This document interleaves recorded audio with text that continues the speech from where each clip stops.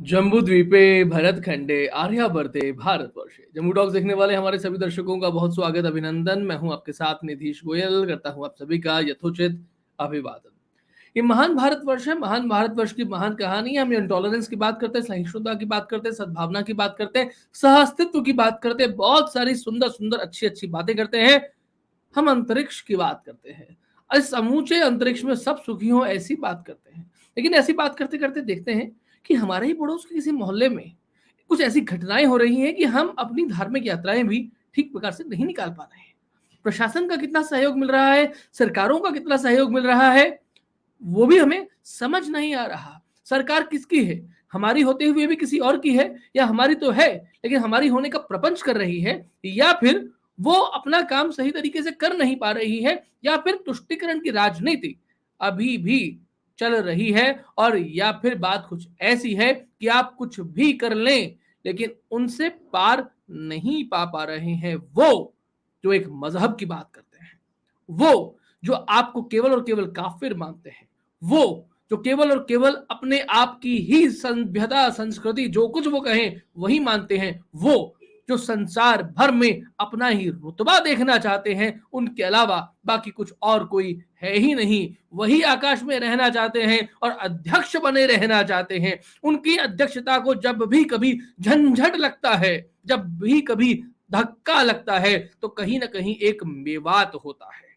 इस समय जो मेवात में हो रहा है, आज से ही नहीं हो रहा है बल्कि बहुत लंबे अरसे से हो रहा है। आज उसके समाचार जरा समाचार पत्रों में या फिर समाचारों में, टीवी चैनल्स में, सोशल मीडिया में कुछ ज्यादा दिखाई दे रहे हैं। उसकी वास्तविकता क्या है, उसके मूल में जाना पड़ेगा। आइए उसके मूल में चलते हैं, थोड़ी उसके बारे में विशेष बात करते हैं। आप सभी से निवेदन है, जम्बू टॉक्स है, जम्बू थॉट्स है, इस विचार को पूरे अधिकार के साथ ग्रहण कीजिए। चैनल पर नए हैं तो कृपया सब्सक्राइब अवश्य कर लें, वीडियो को लाइक और शेयर करें। और आपको लगता है कि देश और धर्म के लिए हम कुछ अच्छा काम कर रहे हैं तो हमारे नव प्रस्तावित स्टूडियो के लिए आप धर्मांश अर्पित कर सकते हैं, हमारे पैट्रॉन या संरक्षक बन सकते हैं। इसकी डिटेल्स डिस्क्रिप्शन में दी गई हैं। और यदि आप जम्बू टॉक्स के यूट्यूब चैनल के इतर कक्षाएं लेना चाहते हैं तो आप हमारे प्रबुद्ध सदस्य भी बन सकते हैं। ये एक बहुत ही विशेष कैटेगरी है, इसकी भी डिटेल्स डिस्क्रिप्शन में दी गई हैं, कृपया अवश्य बनिएगा। आइए स्वागत करता हूं हमारे बीच पधारे हुए आज के हमारे अतिथि प्रोफेसर रामेश्वर मिश्र पंकज जी। गुरु जी प्रणाम, कैसे हैं आप? नमस्कार जी निधीश जी, बहुत महत्वपूर्ण विषय है ये। एग्जैक्टली। और इस पर चर्चा आवश्यक है। हाँ जी। तो जैसा निधीश जी ने कहा, इस विषय पर अच्छी तरह विचार करना चाहिए। कुछ बातें तो हिंदू समाज में बहुत ही झूठ फैला दी गई। वो झूठ क्यों फैलाई गई हैं, इसे भी पहचानना चाहिए। हिंदुओं को 1947 के बाद, विशेषकर 1950 के बाद जो संविधान लागू हुआ, उसके विषय में बहुत सा भ्रम फैलाया गया है। जो उसमें प्रावधान नहीं है वो उसको बताया जाता है। तो इसमें जीत उनकी है जो बदमाश हैं, जो विदेशी शक्तियों के एजेंट हैं, जो हिंदू धर्म से द्वेष करते हैं, हिंदू समाज से द्वेष करते हैं। वो झूठ फैलाने में अगर सफलता पा गए तो ये उनकी जीत है। और हार किसकी है? हार उनकी है जो आधुनिक शिक्षा प्राप्त हिंदू हैं और फिर भी जिनमें हिंदुत्व का धर्माभिमान है, देशाभिमान है, सत्याभिमान है, जो सत्य को, धर्म को, देश को हृदय से मानते हैं। ये उनकी हार इसलिए है कि उन्होंने उनकी बकवास का जवाब देने में ही सारी शक्ति लगाई, जिसे अंग्रेजी में आजकल उन लोगों का ही चलाया शब्द है नरेटिव, वो कह दिया जाता है। अब नरेटिव के विषय में भी जो धर्मनिष्ठ सत्यनिष्ठ हिंदू हैं वो कुछ भी नहीं जानते। नरेटिव क्या है? एक ही झूठ को लगातार शक्तिशाली ढंग से बार बार दोहराना और प्रचारित करना। तो जो उसके चपेट में आ जाए, जो उसका उत्तर देने लगे, वो उनका उत्तर पक्ष हो जाता है, यानी वो उनका एक तरह से संवादी हो जाता है, जबकि वो आपसे कोई संवाद नहीं करते। वो धर्म पर चर्चा नहीं करेंगे, वो हिंदुओं के कर्तव्य पर चर्चा नहीं करेंगे और बता देंगे कि संविधान में ये लिखा है। वो लिखा है या नहीं, ये पढ़े बिना लोग जवाब देने लगेंगे। तो ये एक तो शिक्षित हिंदुओं की हार है, और उन हिंदुओं की हार है जो धर्मनिष्ठ हैं, सत्यनिष्ठ हैं, जिनमें धर्म से प्रेम है, परंतु जो लफंगों और बदमाशों और विदेशी शक्तियों के दलालों के द्वारा किए गए प्रचार से दबे हुए हैं, अभिभूत हैं, और उसका जवाब देने में समय नष्ट कर रहे हैं। दूसरा, ये जो हिंदू समाज के संगठन का दावा करते हुए बने संगठन है, ये उनकी जबरदस्त हार है, क्योंकि उन्होंने हिंदुओं के संगठन का कोई मुद्दा ही नहीं समझा। वो हिंदू संगठन के नाम पे जो ईसाई मिशनरियों ने कहा था, जो एजेंडा दिया था कि तुम ऐसे करो, जाति को खत्म करो, फलाने को खत्म करो, ढिकाने को खत्म करो, वो उसमें लग गए। यानी हिंदू समाज की सेवा या हिंदू समाज के संगठन के नाम पर वो ईसाइयों की सेवा में लग गए। और ज्यादातर वर्तमान के संगठन वस्तुतः बुद्धि से ईसाइयों के चेले हैं, ईसाई मिशनरियों के। वो हिंदू समाज को सुधारने में लगे रहते हैं, और वो मानते हैं कि किसी कमी के कारण हिंदू समाज इस तरह से पीटा जा रहा है। अब इतने बड़े मूर्ख हैं, ये भी नहीं सोचते कि अच्छा हाँ, 2 मिनट को तर्क में मान लें कि हिंदू समाज की कमी है, तो जो दूसरा पक्ष है, जैसे मजहबी उग्रवाद है, उसमें कोई कमी नहीं है। उसमें कौन सी विशेषता है जिसके कारण वो सफल हो रहा है, इसको भी नहीं देखते। तो अपने को जो सता रहा है, जो आतताई है, उसके स्वभाव को न जानना, उसके प्रकृति को नहीं जानना, उसकी शक्ति को नहीं जानना, और काल्पनिक कोई चीज देखना, उसमें कोई ऐसे गुण देखना जो उसमें नहीं है, और अपने में ऐसे दोष देखना जो अपने में नहीं है, ये तो पराजय का मार्ग है। और दुर्भाग्यवश अधिकांश हिंदू संगठन बौद्धिक रूप से पराजय के मार्ग पर चल रहे हैं, और जिसमें जो देश के सबसे बड़े संगठन हैं, जिनको लोग हिंदुत्व का रक्षक मानते हैं, वो पूरी तरह पराजय के मार्ग पर हैं। खैर, अभी पहले हम लोग इस विषय पर बात करें कि नूह में जो हुआ है उसमें क्या करना चाहिए। लेकिन इससे भी बढ़कर महत्व की बात यह है, जो नीतीश जी ने एक प्रश्न उठाया था, कि क्या ये विचार ये समझा जाए कि शासन चाह कर भी इनको नियंत्रित नहीं कर पा रहा है, क्योंकि ऐसा बहुत कुछ प्रचार किया जाता है कई बार कि क्या करें, शासन तो चाहता है, लेकिन शासन चाह कर भी इन आतताइयों को, दुष्टों को, नरपिशाचों को, नीचों को नियंत्रित नहीं कर पा रहा है।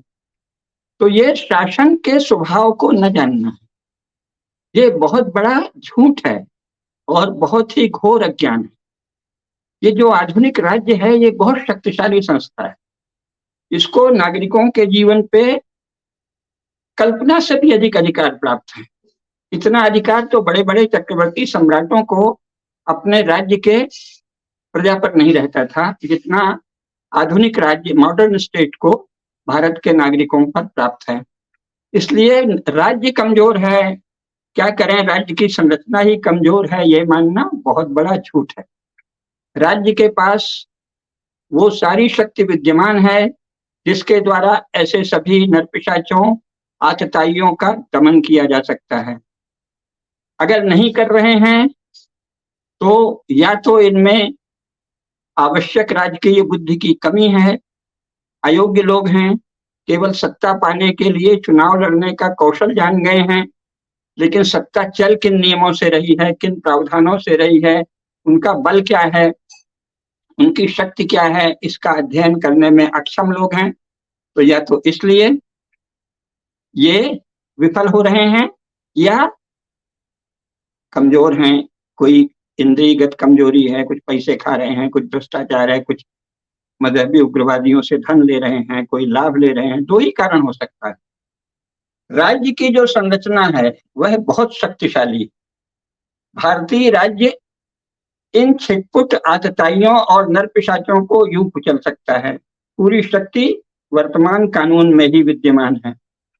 तो अगर ये नहीं कुचलते तो 2 ही बात है, या तो इन्हें शासन के बल और प्रक्रिया के विषय में अज्ञान है, एक मिनट।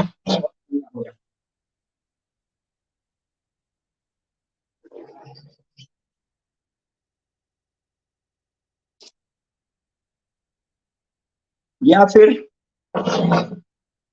इनकी मति विमल नहीं है, इनकी इच्छा पवित्र नहीं है, ये चाहते ही नहीं है। उदाहरण के लिए अभी क्या क्या हो सकता था? शासन के पास वर्तमान कानून में ही बहुत से प्रावधान हैं। इसको सबसे पहले हम प्रारंभ से लें। 15 अगस्त 1947 के बाद जब हमारे कांग्रेस के नेताओं, विशेषकर नेहरू और गांधी जी की इच्छा के और सहमति के द्वारा भारत राज्य को बांटा गया, उसके बाद जो हिस्सा बचा उसमें हिंदुओं के साथ एक अन्याय होता दिख रहा था कि विभाजन के समय उधर तो पाकिस्तान से हिंदू मार मार के भगा दिए गए, और यहाँ अगर हिंदू थोड़ी भी प्रतिक्रिया करें तो अपने आप को गांधी जी का चेला कहने वाला नेहरू शासन हिंदुओं को ही दमन कर रहा था। और चूंकि वो अपने आप को गांधी जी का नाम लेकर ऐसे दुष्कर्म कर रहा था, तो इसलिए गांधी जी, और कुछ गांधी जी के ऐसे बयान भी आ रहे थे, तो इसलिए गांधी जी जो किसी समय हिंदुओं में बहुत लोकप्रिय थे, पर्याप्त लोकप्रिय थे, सावरकर या चंद्रशेखर आजाद या नेताजी सुभाष चंद्र बोस या भगत सिंह के समकक्ष लोकप्रिय थे, उन्हीं गांधी जी के प्रति उन दिनों हिंदू समाज में तिरस्कार और क्रोध आ गया। ठीक है, यानी वो उस समय अलोकप्रिय हो गए थे। ऐसे अलोकप्रिय हो चुके राजनेता को, वृद्ध नेता को, उस समय के एक युवा ने आवेश में आकर हत्या कर दी। तब जवाहरलाल नेहरू ने क्या किया? यानी हिंदुओं के प्रति अन्याय से क्षुब्ध होकर, वास्तविक अन्याय से क्षुब्ध होकर, एक व्यापक रूप से अलोकप्रिय हुए राजनेता की हत्या से उत्पन्न परिस्थिति में जवाहरलाल नेहरू ने क्या किया? वही शासन है, वही विधान है। उन्होंने कहा कि जिस विचार ने ये सब किया होगा उस सब को हम प्रतिबंधित करते हैं। तो वीर सावरकर, हिंदू महासभा, राष्ट्रीय स्वयंसेवक संघ, सब पर प्रतिबंध लगा दिया। यद्यपि इसके कोई भी प्रमाण नहीं मिले, और अंत में 1 साल के भीतर इन सबसे हटना पड़ा। जो वास्तव में जिन लोगों ने हत्या की थी, केवल उनको दंड दिया गया, उनको सजा दे पाए, लेकिन पहले प्रतिबंध लगा दिया। तो खट्टर शासन का पहला कर्तव्य क्या है? यहाँ तो वो लोग अन्याय पीड़ित भी नहीं थे, यहाँ तो वो पूरी तरह लोकतांत्रिक सुखों का, सुविधाओं का, शक्ति का उपभोग कर रहे थे। फिर भी जिस विचारधारा ने, जो भी मजहब का नाम लेके किया या किसी का भी किया, तो उस विचारधारा को, जिसने भी पाकिस्तान जिंदाबाद के नारे लगाए हों, उन सबको तत्काल गिरफ्तार कर लेना चाहिए। अगर कोई हिंदू संगठन पहले से हो तो उन्हें तैयारी रखना चाहिए। वो इनके घरों में वही कर सकते हैं जो कांग्रेस के लोगों ने उस समय महाराष्ट्र तथा अन्यत्र चित्पावन ब्राह्मणों एवं अन्य संघ समर्थकों और जनसंघ समर्थकों, जनसंघ तो तब बनी भी नहीं थी, संघ समर्थकों या हिंदुत्व समर्थकों के साथ किया था, वही करना चाहिए। तो न तो ऐसे संगठन सामने आए, बजरंग दल आदि ने ये सब नहीं किया, वो धरना, आंदोलन, प्रदर्शन कर रहे हैं। जिस समय दूसरी ओर से अत्याचार हो रहे हैं, उस समय आपको व्यवहार में, आखिर उसी शासन में आप रह रहे हैं, वही लोकतंत्र है, वही शासन है। उस शासन में जो वो मजहब की आड़ लेकर कोई आतताई नरपिशाच जो कर रहे हैं, तो आप उसका प्रतिकार करने में समर्थ हैं, तभी तो आपके संगठन का अर्थ है। अगर आप साधारण निरीह नागरिकों की तरह हैं तो आप क्या संगठन करते हैं जी? कौन सा संगठन आप हिंदुओं का कर रहे हैं? तो जिस विचार की आड़ लेकर, सामने तो कहा अल्लाह अकबर, लेकिन असली मतलब था अल्लाह का अर्थ सर्वव्यापी ईश्वर से नहीं है, बल्कि केवल हमारा ईश्वर श्रेष्ठ है। तुम जिस ईश्वर को पूजो, जिस देवी देवता को पूजो, वो नीच है अथवा झूठा है अथवा हमसे कम है, थोड़ा नीचे है, ये उसका अर्थ है। तब तो आप दूसरे को मारेंगे। अगर मारेंगे कि अल्लाह वो है जो सर्वत्र है, कण कण में बसा है, मुझ में भी अल्लाह, तुझ में भी अल्लाह, जैसे हिंदू कहते हैं मेरे भीतर भी राम, तेरे भीतर भी राम, जो ऐसा कहेगा वो तो नहीं मारेगा। तो इसका मतलब अल्लाह अकबर एक झूठ है, एक नारा है, एक आड़ है, जिसमें असल में आप ये कहते हो कि हम जिसको पूजें, यानी आपका अहंकार, मैं, हम जिसको पूजें वो श्रेष्ठ है। तुम अगर उसको नहीं पूजोगे या तुम किसी और को पूजते हो तो तुम मारने योग्य हो।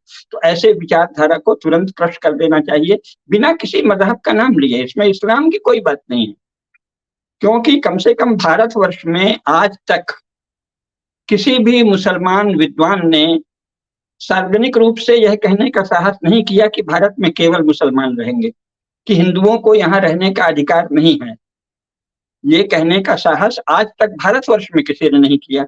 अन्यत्र कह रहे होंगे, भारतवर्ष से अलग हो गए हिस्से पाकिस्तान में कह रहे होंगे, लेकिन भारत में आज तक किसी भी मुसलमान नेता या मौलवी या विद्वान की यह हिम्मत नहीं हुई है कि वो कहे कि भारत में केवल मुसलमान रहेंगे, हिंदू नहीं रहेंगे। इसलिए इसमें इस्लाम का नाम मत लीजिए, आप अपना कर्तव्य कीजिए। शासन का कर्तव्य है कि जिसने अल्लाह अकबर की आड़ में अपने से भिन्न उपासना पद्धति और अपने से भिन्न जीवन शैली वाले अपने भाइयों का घर जलाया, हत्या की, उसको तुरंत उजाड़ दें। एक तो उनके सबके घर नष्ट कर देने चाहिए, जमींदोज कर देना चाहिए।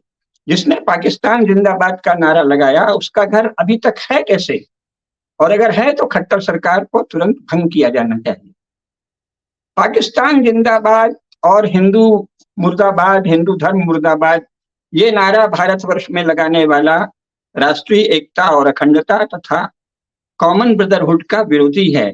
कॉमन ब्रदरहुड और राष्ट्रीय एकता और अखंडता का पोषण करना भारतीय संविधान के नागरिकों के मौलिक कर्तव्य भाग 4 का अनुच्छेद 51 का अंग है। तो जो इसको नहीं मानता वो भारतीय नागरिक नहीं है, वो विदेशी नागरिक है। तो विदेशी नागरिक अगर यहाँ आकर उत्पात कर रहे हैं, राज्य का को विध्वंस करने का प्रयास कर रहे हैं, तो वो शत्रु हैं और उनको शत्रु की तरह नाश कर देना चाहिए। उनको तत्काल देखते ही गोली मार देना चाहिए और उनके घर जला देने चाहिए या उजाड़ देने चाहिए, जमींदोज कर देना चाहिए। खट्टर शासन ने ये अभी तक नहीं किया, इसलिए खट्टर शासन तत्काल भंग हो। पट्टम थानु पिल्लई की सरकार ने केवल भाषाई प्रश्न पर कोई उपद्रव हो रहा था उसमें गोली चलाई और एक व्यक्ति मरा, तो इस आधार पर जवाहरलाल नेहरू ने पट्टम थानु पिल्लई की सरकार को भंग कर दिया था। अगर एक व्यक्ति की मृत्यु से पट्टम थानु पिल्लई की सरकार भंग हो सकती है, तो हजारों लोगों की हत्या करने वाली जो पापपूर्ण पैशाचिक विचारधारा है उस पर नियंत्रण न करने वाली सरकार तत्काल भंग होनी चाहिए। खट्टर सरकार भंग हो, अन्यथा हम सब 24 घंटे में ये सुने कि पाकिस्तान जिंदाबाद कहने वाले और अल्लाह अकबर इस रूप में कहने वाले कि शिव जी और राम जी और दुर्गा माता और विष्णु भगवान पूजनीय नहीं है, ऐसा कहने वाले राष्ट्रीय एकता और अखंडता के दुश्मन, कॉमन ब्रदरहुड के दुश्मन, मजहब की आड़ लेने वाले नरपिशाचों को तुरंत नष्ट कर देना चाहिए। उनके घर जमींदोज कर देना चाहिए, बुलडोजर द्वारा उनके घर गिरा देने चाहिए और उनको गोलियों से भून देना चाहिए। ये इसी संविधान में अधिकार है, नहीं तो अब तक जवाहरलाल नेहरू ने क्यों किया होता। राजनीतिक समिति के अध्यक्ष थे, जो संविधान का प्रारूप रचने वाली नागरिक समिति है, राजनीतिक समिति थी, उसके अध्यक्ष श्री जवाहरलाल नेहरू थे। तो उनसे ज्यादा संविधान का जानकार और कौन होगा। तो उसी संविधान का उपयोग करते हुए, उसी राज्य व्यवस्था का उपयोग करते हुए उन्होंने उस विचारधारा के नाम पर कि गोडसे की प्रेरक कौन सी विचारधारा है वो है या नहीं, उस सारे संगठनों को प्रतिबंधित कर दिया 1 वर्ष तक बिना किसी प्रमाण के। तो यहाँ तो प्रत्यक्ष प्रमाण उपस्थित है। तो जिन लोगों ने हिंदुओं के जुलूस को, हिंदुओं के धार्मिक शोभा यात्रा को असहनीय पाया, उनको भारत में रहने का कोई अधिकार नहीं है। उनको तत्काल नष्ट कर दिया जाना चाहिए, क्योंकि वो भारत के शत्रु हैं, क्योंकि वो राष्ट्र की एकता और अखंडता के शत्रु हैं और क्योंकि वो कॉमन ब्रदरहुड के शत्रु हैं। तो इन शत्रुओं को तत्काल नष्ट करना चाहिए, उनके घर जमींदोज कर दिए जाने चाहिए और उनको गोलियों से भून दिया जाना चाहिए। ये शासन का कर्तव्य है, ये इसी संविधान के अंतर्गत कार्य। विरोधी जो बकबक करते हैं उससे अप्रभावित रहना चाहिए। क्यों? क्योंकि हमारी बात से भी तो वो अप्रभावित हैं। अपने आप को सेकुलर आदि कहकर जो बकवास करते हैं, देशद्रोही और धर्मद्रोही और विदेशी शक्तियों के दलाल लोग, उन्होंने हिंदू धर्म से कब बात की? उन्होंने हमसे कब बात की कि धर्म क्या है? यानी हिंदुओं से, हिंदुओं के धर्माचार्य से, शंकराचार्य से कभी उन्होंने संवाद किया?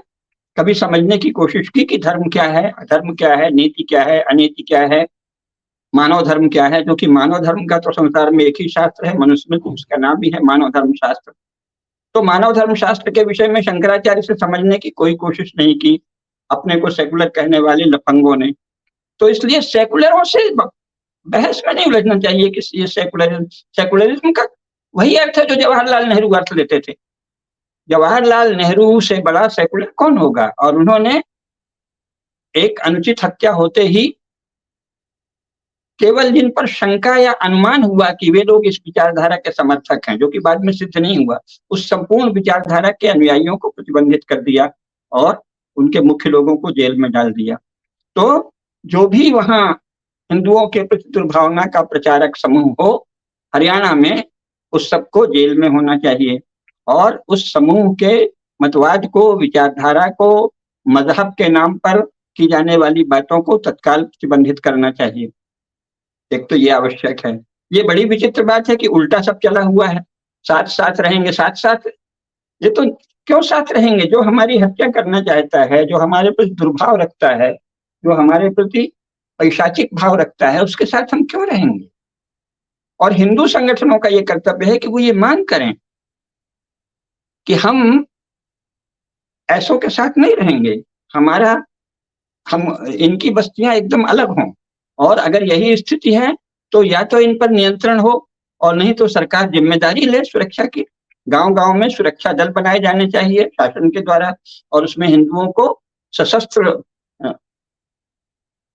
संगठन बनाने की अनुमति होनी चाहिए और शस्त्र संचालन का अभ्यास करना चाहिए। और ये बिल्कुल नहीं कहना चाहिए कि सब नागरिक समान हैं, क्योंकि सब नागरिक समान हैं। नागरिक वो है जो मानता है कि राष्ट्र की एकता और अखंडता को सुनिश्चित करना हमारा कर्तव्य है।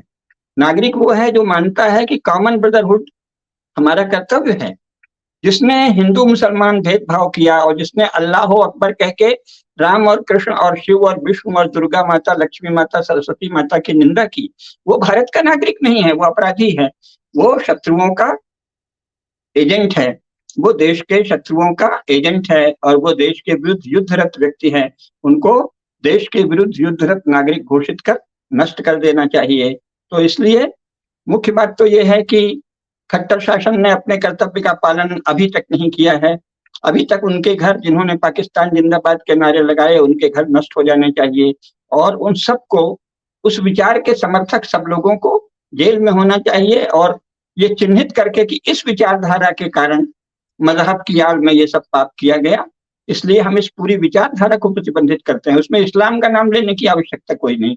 ये कहिए कि मजहबी उग्रवाद, मजहब की आड़ लेकर पैशाचिक अत्याचार करने की समर्थक अमुक अमुक एक कोई विचारधारा है, उसमें ये लोग संलिप्त पाए गए हैं, जो अपना मूल नाम छिपाते हैं, अपने को झूठे रूप में मुसलमान और मोमिन कहते हैं, लेकिन जो असल में मुनाफिकीन हैं और मुशरिक हैं, जो कि इस्लाम, कुरान में बताए गए इस्लाम का पालन नहीं करते।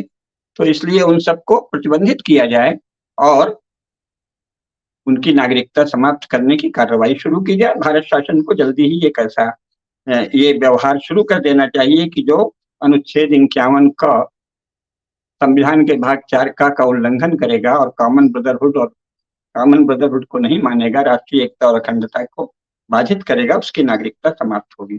तो खट्टर शासन को तत्काल कड़ी कार्रवाई करनी चाहिए। दूसरे जो हिंदू संगठन है उनको ये मांग उठानी चाहिए, ये हो क्या रहा है कि 76 वर्ष के बाद भी भारत का जो मुख्य समाज है, हिंदू समाज, वो आरक्षित है। हिम्मत कैसे पड़ रही? और इनको मुसलमान, ईसाई ये सब नहीं कहना चाहिए, ये सब शब्द भूल जाना चाहिए नागरिक जीवन में। मुसलमान, ईसाई ये क्या है? ये उपासना के मार्ग हैं। उपासना के समय जब कोई नमाज पढ़ रहा है उस समय वो मुसलमान है और जब कोई चर्च जा रहा है उस समय वो क्रिश्चियन है, शेष समय वो भारत का नागरिक है।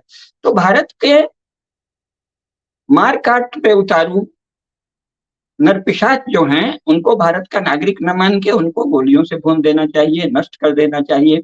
और हिंदुओं को ये मांग उठानी चाहिए कि हम ऐसे लोगों को मुसलमान या ईसाई मानने के विरोधी हैं जो कि हमको नष्ट करना चाहते हैं और समय समय पर हमारे विरुद्ध दंगा फसाद करते हैं। कुछ मांगे उठाने चाहिए। दुर्भाग्यवश भारत का हिंदू संगठन जो भी हो, बहुत सारे संगठन हैं, वे सब के सब इसमें विफल रहे हैं। वो उल्टा कर रहे हैं, हम भाईचारा बढ़ाएंगे, हम एक डीएनए हैं। अरे बाबा, आप इतना छोट क्यों बोलते हैं? जो हमको नष्ट कर डालना चाहता है उससे हम भाईचारा क्यों करें? अभी एक बयान आया है, किसी ने कहा कि कोई बयान आया है किन्हीं नेताजी का कि जो भाजपा के संसद सदस्य और प्रतिनिधि आदि हैं वो राखी में मुसलमान बहनों से राखी बंधवाएं। ये क्या तमाशा है? ये क्या हो रहा है? भारत के राजनेता हिंदू धर्मशास्त्रों का बिल्कुल अध्ययन नहीं करते और वो हिंदू धर्मशास्त्रों को मानते भी नहीं। वो तो ये यूरो क्रिश्चियन संविधान है, एंग्लो सैक्सन लॉ, इंग्लैंड का बनाया हुआ ईसाइयों का, उसको मानते हैं। और मोदी जी ने जो चुनाव लड़ा है वो सबका साथ सबका विकास यानी विकास के मुद्दे पर लड़ा है। आपने ये तो नहीं कहा था कि हम हिंदू धर्म शास्त्रों के ज्ञाता होंगे और हिंदू धर्म शास्त्रों के अनुसार शासन करेंगे, इसलिए हमको वोट दो। न तो भाजपा ने न भारत की किसी भी पार्टी ने चुनाव इस मांग के साथ नहीं लड़ा कि हम सनातन धर्म के शास्त्रों को राज्य में प्रतिष्ठा देंगे। तो आप अचानक धार्मिक मामलों में क्यों हस्तक्षेप कर रहे हैं? हिंदू कैसे रक्षाबंधन मनाए, कैसे दीपावली मनाए, इस पर हस्तक्षेप का न तो सुप्रीम कोर्ट को कोई अधिकार होना चाहिए, ना ही भारत शासन को, ना ही राज्य शासन को, क्योंकि ये राजनीतिक विषय नहीं है। तो हिंदुओं के धार्मिक मामलों में हस्तक्षेप भाजपा शासन भी कर रहा है, ये बंद होना चाहिए। हम कैसे होली मनाएं, कैसे दिवाली मनाएं, कैसे रक्षाबंधन मनाएं, ये हमारे धर्माचार्य तय करेंगे और हमारे धार्मिक संगठन करेंगे। ये ठीक है कि नास्तिक को भी हिंदू अपने को कहने का अधिकार है, तो इतना अधिकार है कि वो अपनी जीविका चलाए, अपना करता रहे। उसका एक अलग पंथ है, नास्तिक पंथ, चार्वाक पंथ, उसका नाम दे देंगे। लेकिन नास्तिकों को अन्य हिंदुओं के पंथों में हस्तक्षेप का अधिकार नहीं है और वो नास्तिक भारत में अभी भी 2% से अधिक नहीं है। तो उनको धर्मनिष्ठ हिंदुओं के विषय में कुछ भी बोलने का अधिकार नहीं है, ये अच्छे से जानना चाहिए। और भारतीय जनता पार्टी या संघ या किसी भी अपने आप को धर्म के मामले में तटस्थ बताने वाले संगठनों को धार्मिक मामलों में सलाह का कोई अधिकार नहीं है। आप ये नहीं बता सकते कि हिंदू अपना धार्मिक उत्सव कैसे मनाएं। इसलिए अगर प्रधानमंत्री जी या केंद्रीय मंत्री जी या किसी भाजपा अध्यक्ष या किसी भी नेता ने यदि कोई ऐसा सुझाव दिया है कि रक्षाबंधन में हिंदू विधायक और सांसद मुसलमान बहनों से राखी बंधवाएं, तो ये हिंदुओं के धार्मिक मामलों में हस्तक्षेप है और ये अनुचित हस्तक्षेप है। आप जब धर्मशास्त्रों से दूरी रखते हैं तो धार्मिक विषयों से अपने को दूर रखें। रक्षाबंधन हमारा धार्मिक त्योहार है। रक्षाबंधन मुख्यतः श्रावणी उपाकर्म से संबंधित सबसे अधिक तो ब्राह्मणों का और संपूर्ण हिंदू समाज का त्योहार है। उसे कैसे मनाना ये धर्मशास्त्र के ज्ञाता विद्वान ब्राह्मण और आचार्य तय करेंगे। राजनेताओं को कोई अधिकार नहीं है कि वो बताएं कि राखी ऐसे मनाओ, दिवाली ऐसे मनाओ, होली ऐसे मनाओ। ये बंद होना चाहिए। आप अपना कर्तव्य तो करते नहीं हैं। नागरिकों के जीवन और संपत्ति की रक्षा ये भारत के शासन का अधिक कर्तव्य है, सर्वोपरि कर्तव्य है। ये संविधान में स्पष्ट लिखा हुआ है। और संविधान क्या है? संविधान शासन को चलाने की नियमावली है। जैसे हमें कोई फ्रिज मिलता है, टीवी खरीदते हैं तो उसमें एक गाइडलाइन दी होती है। तो संविधान गाइडलाइन है किसके लिए? शासन चलाने के लिए।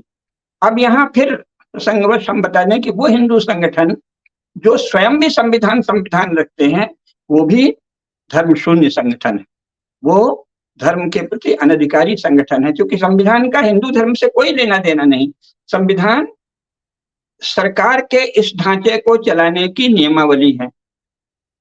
तो जो धर्म से जुड़े जो हिंदू धर्म के संगठन हैं उनको कभी संविधान का नाम नहीं लेना चाहिए। वो कानूनी कार्रवाई में, राजनीति में, वहां वो संविधान चलेगा, शासन में, और कोई आपका मामला मुकदमा हो उसमें। लेकिन आपका जीवन कैसे हो इसका संविधान से कोई लेना देना नहीं। संविधान में ये कहीं नहीं लिखा है कि शासन बताएगा कि शैव कैसा करे, वैष्णव क्या करे, शाक्त क्या करे, पांचरात्र वाले क्या करें, आगम को मानने वाले क्या करें, निगम को मानने वाले क्या करें, संत दादू, संत रैदास, संत कबीर को मानने वाले क्या करें। ये कहाँ लिखा है संविधान में? तो धार्मिक विषयों में संविधान अप्रासंगिक है, उसका कोई अर्थ नहीं है।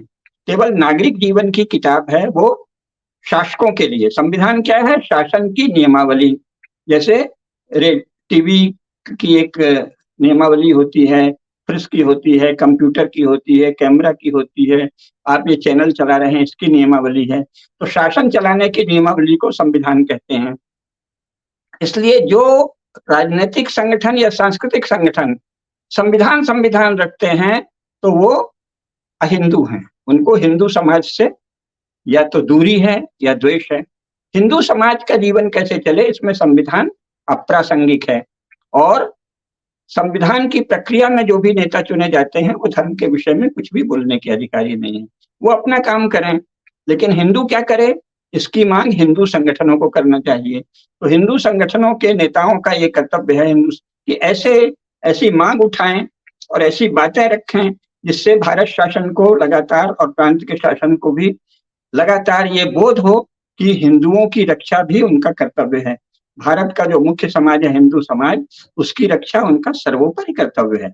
अभी तो कांग्रेस ने ये परंपरा बना दी कि मानो जो अपने को अल्पसंख्यक कहते हैं वो भले ही अनाचारी हों, अत्याचारी हों, लूट कर रहे हों, बलात्कार कर रहे हों, हिंसा कर रहे हों, पापाचार कर रहे हों, उनकी रक्षा करना कांग्रेस का कर्तव्य है। अब भाजपा भी अपना वही कर्तव्य मानने लगी। आप अनाचारियों, अत्याचारियों, बलात्कारियों की रक्षा करना आपका कर्तव्य न तो संविधान के अनुसार है न धर्म के अनुसार है। तो आप किसकी ओर से शासन कर रहे हैं? भारत का शासन संविधान जो चुने गए प्रतिनिधि हैं उनको जनप्रतिनिधि कहता है। तो क्या हमारे शासक दल के लोग जनप्रतिनिधि हैं कि अपने किसी सनक के प्रतिनिधि हैं, अपने किसी झक के प्रतिनिधि हैं कि होली ऐसे मनाओ, दिवाली ऐसे मनाओ, रक्षाबंधन ऐसे बनाओ? आपने किसी झक के लिए वोट लिया था? आपने वोट लिया था विकास के लिए, बस वहीं तक सीमित रहिए। और नहीं तो अगला आम चुनाव इस आधार पर लड़ा जाए कि भारतीय जनता पार्टी सनातन धर्मशास्त्रों को प्रतिष्ठा देगी और धर्मशास्त्रों के अनुसार जीवन जिएगी। भाजपा का हर नेता धर्मशास्त्र का पालन करते हुए जीवन जिएगा और धर्मशास्त्र के अनुसार शासन चलाएगा। इसका वोट ले लीजिए, जो आपका समर्थक होगा आपको वोट देगा। अभी आपने केवल विकास के लिए वोट दिया है, इसलिए धार्मिक मामलों में टांग मत अड़ाइए और हिंदुओं को उपदेश मत दीजिए कि आप शांति रखो। हिंदू जरूरत से ज्यादा शांति प्रिय हैं। हिंदुओं की रक्षा के उपाय बताइए और हिंदुओं की वीरता को जगाने का उपाय बताइए। कैसे हिम्मत की उस समूह ने और वो कैसे अब तक जीवित है? इसका मतलब हिंदुओं में वीरता का अभाव है जो शासन ने पैदा किया है। कोई हिंदू संगठन आप ऐसा नहीं बनने देते जो बराबरी का जो वो सब करे जो अपने को मुसलमान या कुछ भी और कह के, कम्युनिस्ट, कोई सोशलिस्ट, कोई कम्युनिस्ट, कोई मुसलमान कह के जो कुछ कर लेता है बलवा उपद्रव आदि, उसकी शक्ति हिंदुओं के पास नहीं है। इसका मतलब शासन ने कोई गड़बड़ी की, हिंदू संगठनों से कोई भेदभाव किया है, हिंदू संगठनों का दमन किया है, दबाया है, अन्यथा क्या बात है?